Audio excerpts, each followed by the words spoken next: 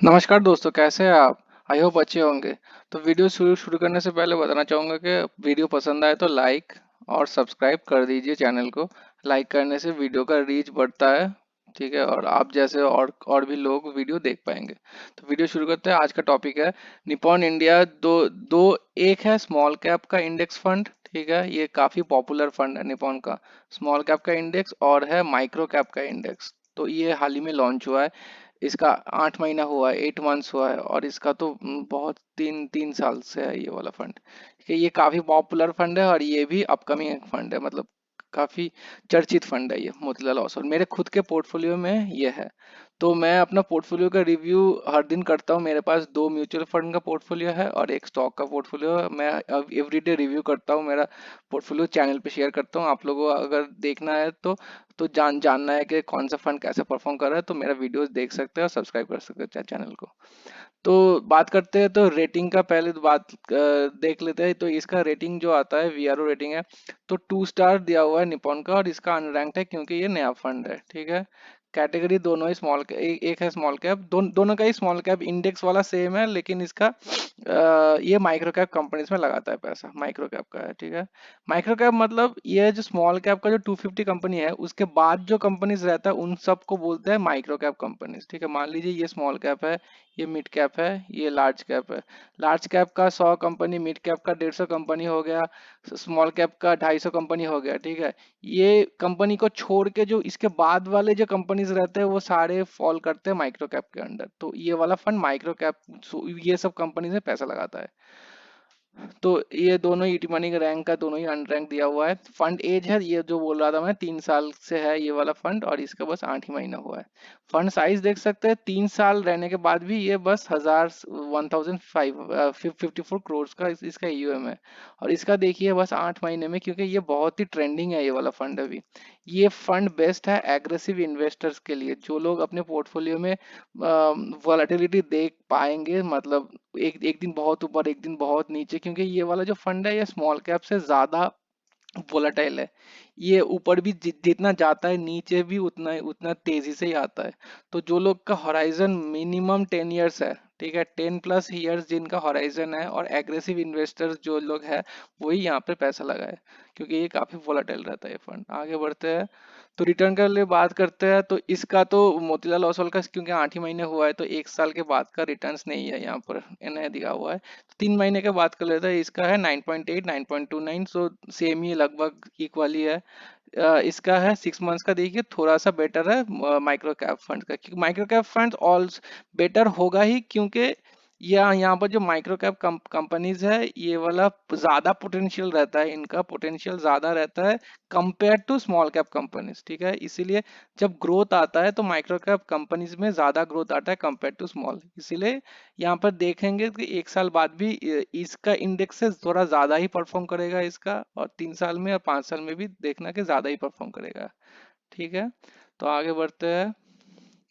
तो standard deviation देख सकते हैं, इसका तो सारे एन दिया हुआ है, क्योंकि 1 साल बाद ही कैलकुलेट होता है ये सब।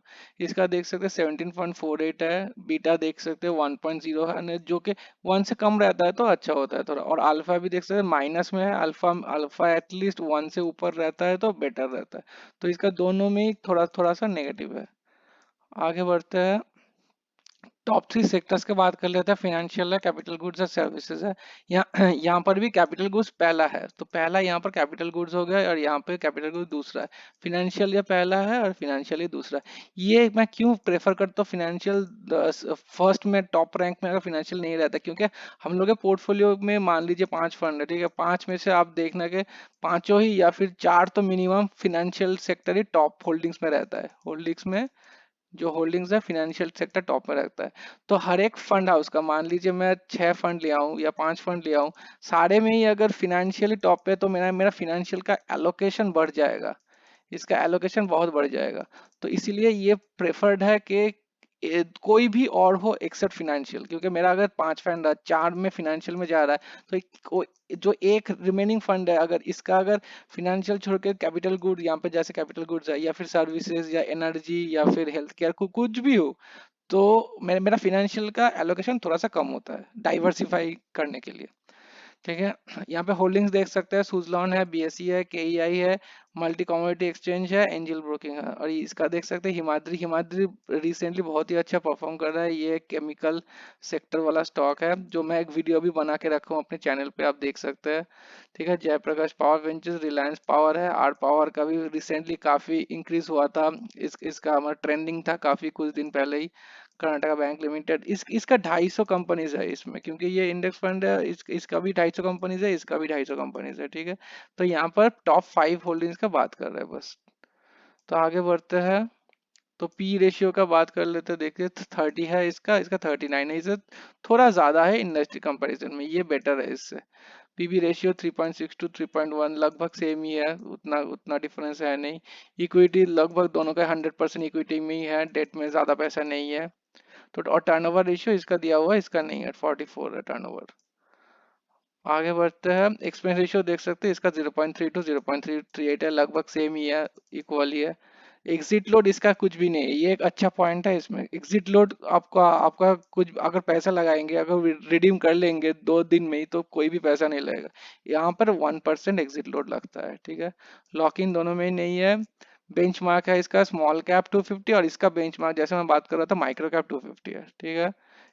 हाँ, आप चेक कर लेना गूगल में या कहीं पर भी, माइक्रो कैप का इंडेक्स। ठीक है। Micro cap index has always perform better than small cap index in the last 10 years. 10 साल का कुछ भी उठा के देख लीजिए, 10 साल या 5 साल कहीं भी, स्मॉल माइक्रो कैप का इंडेक्स हमेशा परफॉर्म करता है अच्छा। लेकिन ये वोलाटाइल भी है काफी, मतलब नीचे भी काफी ज्यादा गिरता है। मान लीजिए स्मॉल स्मॉल कैप, ठीक है, ये रहा स्मॉल कैप, जब गिरता है ऐसा गिर के उड़ जाता है। माइक्रो कैप यहाँ से आता है तो ऊपर भी जाता है ज्यादा, नीचे आएगा तो नीचे भी ज्यादा आएगा, फिर ऊपर जाएगा ज्यादा।